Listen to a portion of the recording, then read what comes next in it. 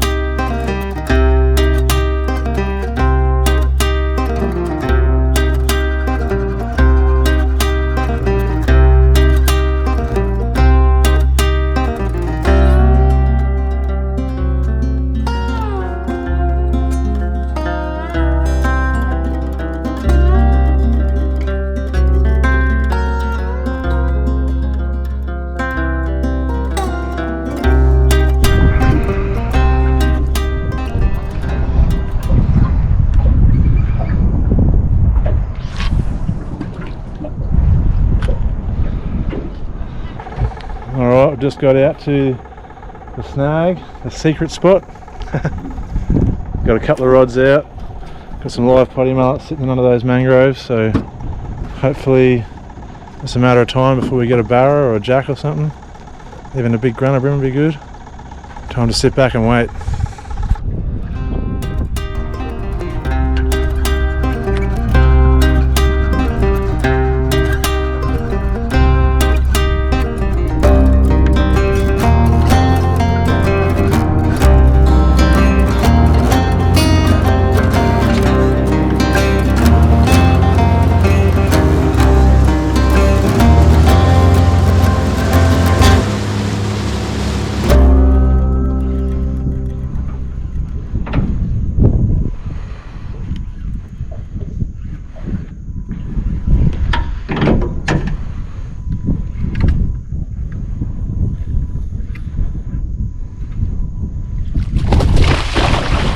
Oh, fuck yeah. Bit me off. That was a good barra too. Fuck it. Alright, upgrading my trace. That sucks. That's a good sign they're here though.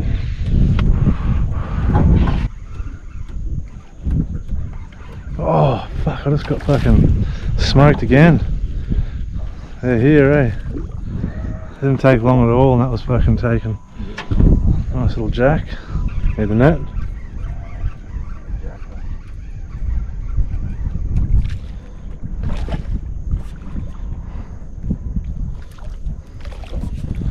Not a bad jack.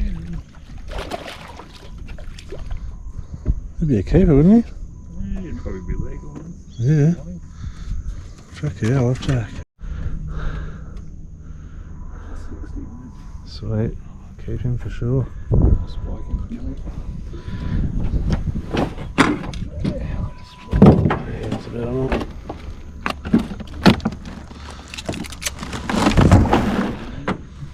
I didn't film that, we missed that one. That was a handline barra. We had a tangle. As he was undoing the tangle, it's taken off. We've had to pull it in like a hand line. All the braids all over the ground there. So that was a bit of fun.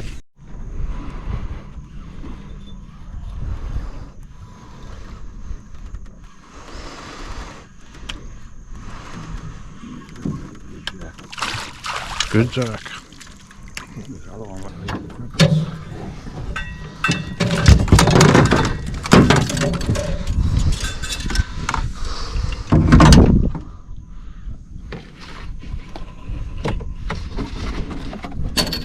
Watch their fingers.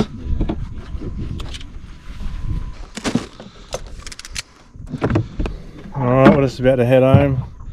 Sun's starting to go down. Got a couple of jack and a barra in the esky. Lost a couple of barra side of the boat. Lost heaps of bait. There's a few barra biting before on the change of the tide, but it's gone a little bit quiet recently. So we're down to the last of our bait and we're just about to head home. But it's been a good little day in the river. Got a feed, so I'll do a cook up later. And yeah, cheers for watching.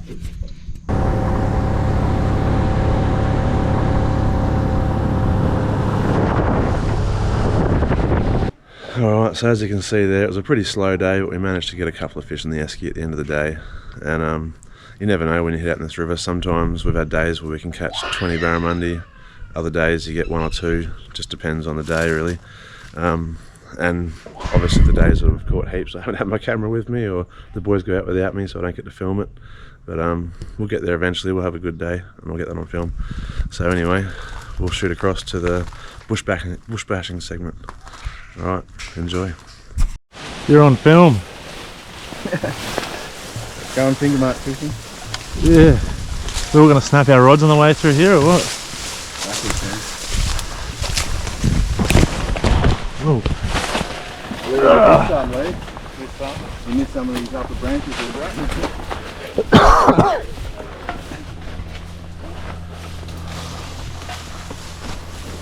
Good sign, no one's seen you. Alright, we're going to a secret spot. Hacking our way through the jungle to a little dam. It's apparently got fish in it. Something different. A bit rough to go out in the boat today, so thought we'd see if we can come and get eaten by a crocodile.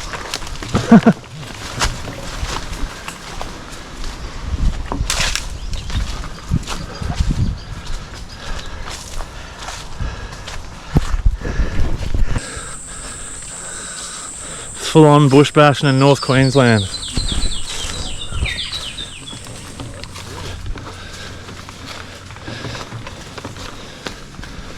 Working our way to a secret spot. Jay's secret spot.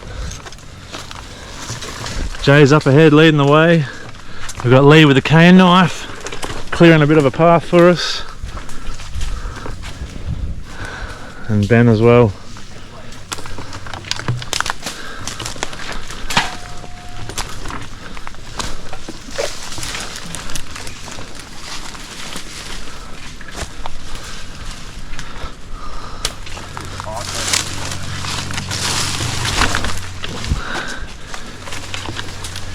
I'm caught by a vine.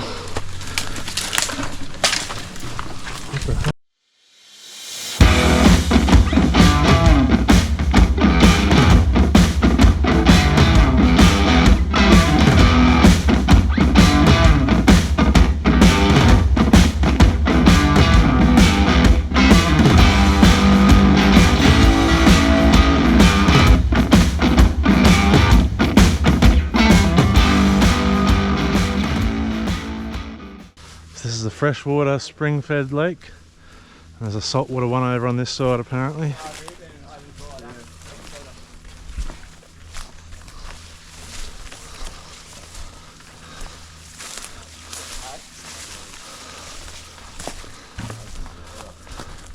Yeah, you can walk that whole bank. We'll do that another time. Yeah, the other side, Ben, looks nice and walkable. That's where that creek would flow out, I guess. There's a tyre here. Someone's used that to hold a crock bait probably. A bit more of a walking track through here.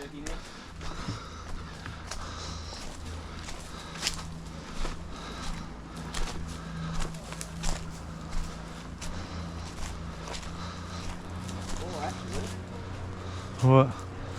That's the river just there. Yeah, we are on the south side. Yeah. We are supposed to be on the other side, Luke. Pretty soon. So we've got to walk around. Alright, this is the saltwater one. The river's just over there. This is the saltwater lake apparently, and the freshwater lake must be on the other side. To that side, Luke. This is the ocean's just there. This is the saltwater one. Cool. Please don't follow the Jack. Did the Jack follow your lure? There's the ocean there, so Yeah. We having a flick here first or going around? we're going that around.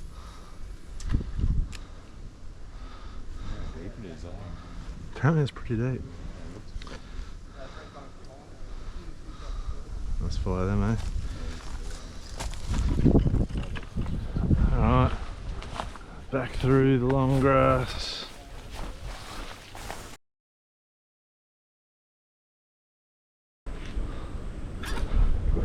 Yeah, on.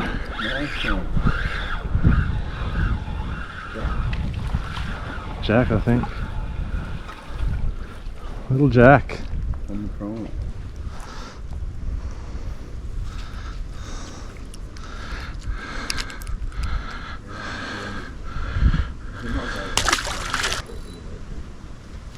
Another bite.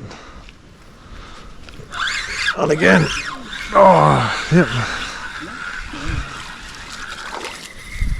That's the 2 fish rule. Everyone calls it so, yeah. 42. Oh, will do though.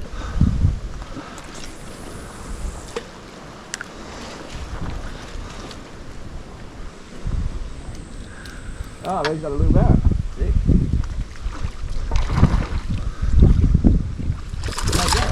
Nice.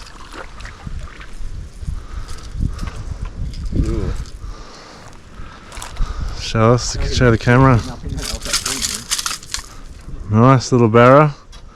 Secret spot. All small fish, but a bit of fun. Might be some bigger ones in here.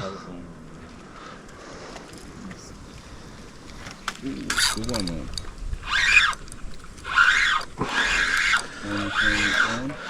Maybe a bit better, isn't it? A little bit.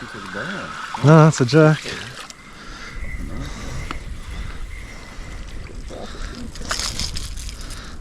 Aaron, do you want to share your prawn? Jack number 3. Yeah, help yourself, man.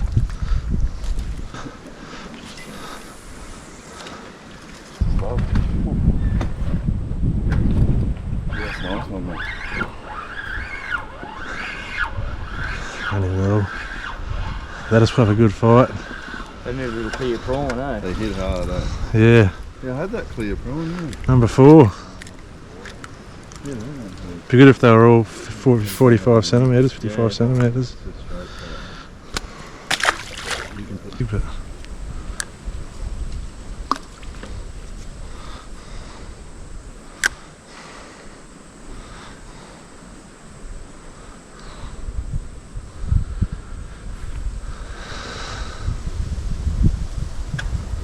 I got him.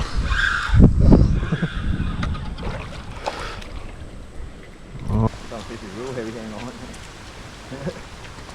That's what I got prawn on. Yeah, I'll cut it off.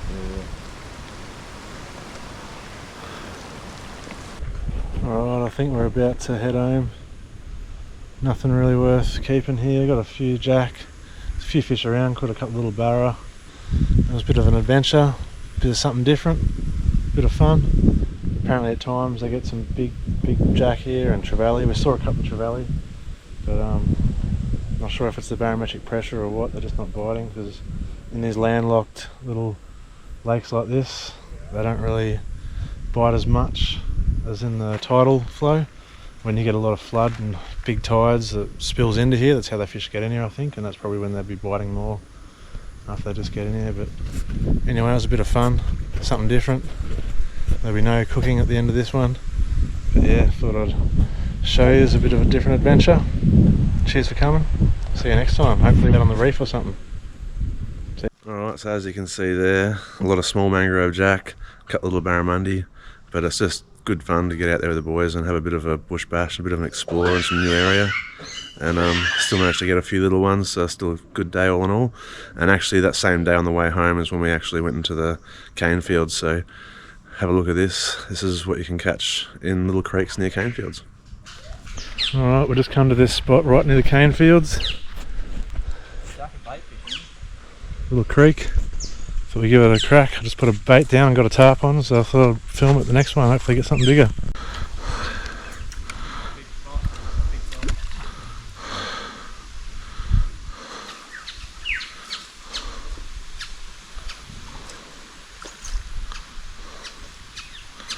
Oh, there's 2 barrow just circling around me lure then.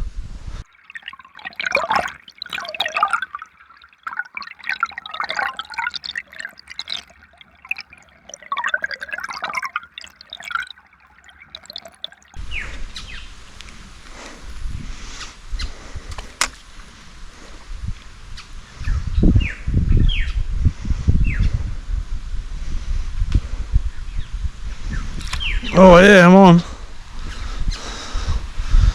Barra.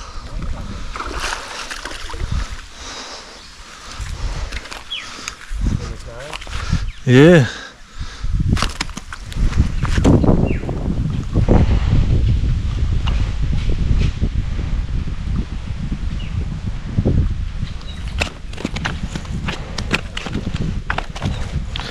Amazing what you can get in a little creek behind a cane farm, eh?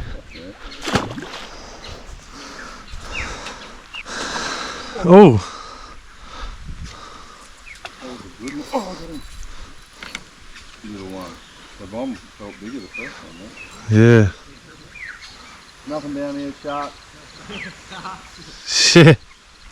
Oh yeah, I'm on.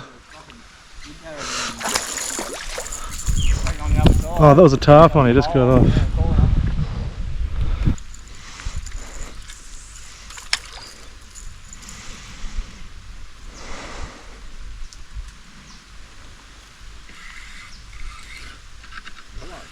Yeah.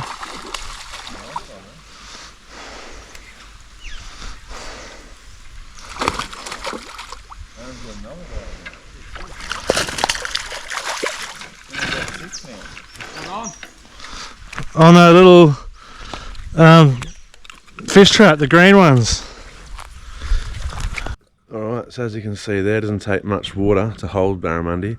So obviously there's not a lot of big ones in there, but it's only a matter of time before they get big, or if the floods come through they might get flushed out into the river. But I have seen some big ones up there at night time.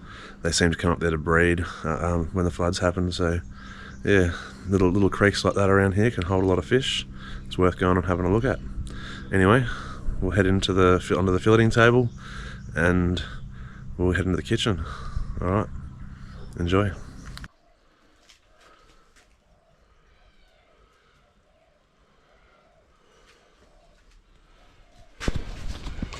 G'day guys, just about to fillet up some fish.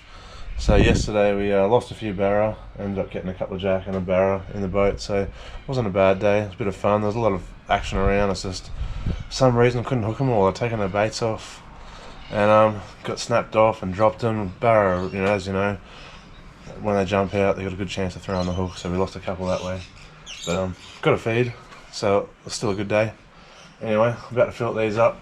I'll cook something up later. I'm not sure what I'm going to do, the barra or the mangrove jack yet.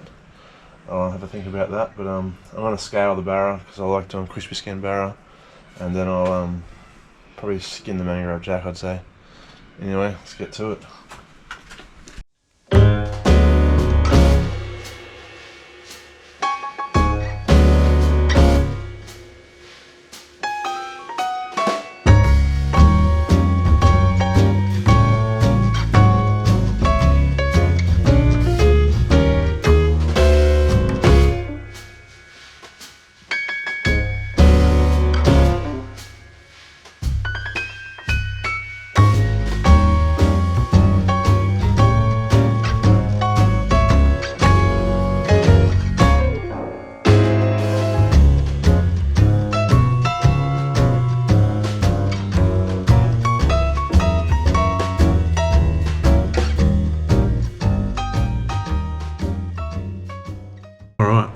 So we're just about to get into the cooking side of things.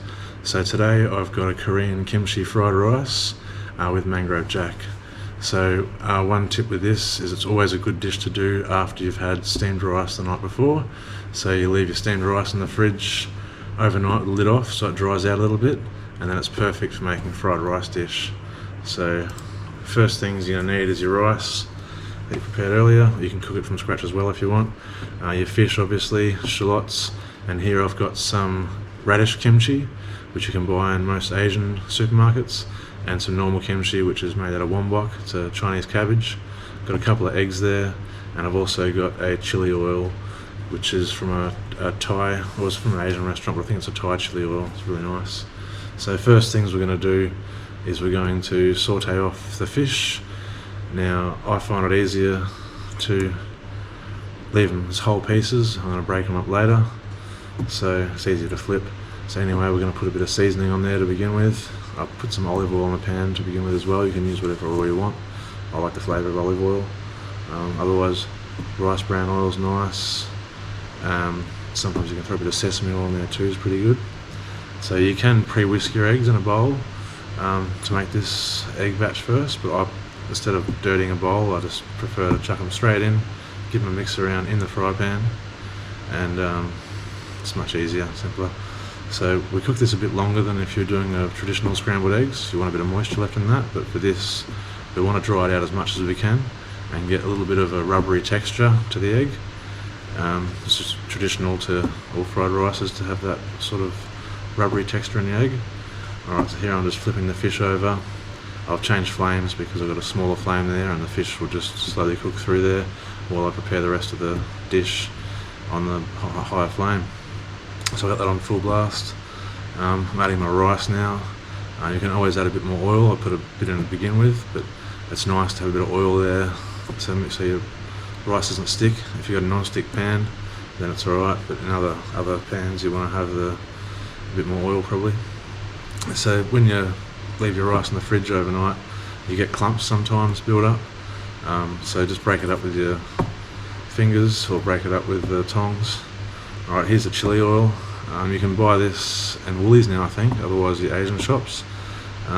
It's got a really nice chili flavour to it. It's not too spicy.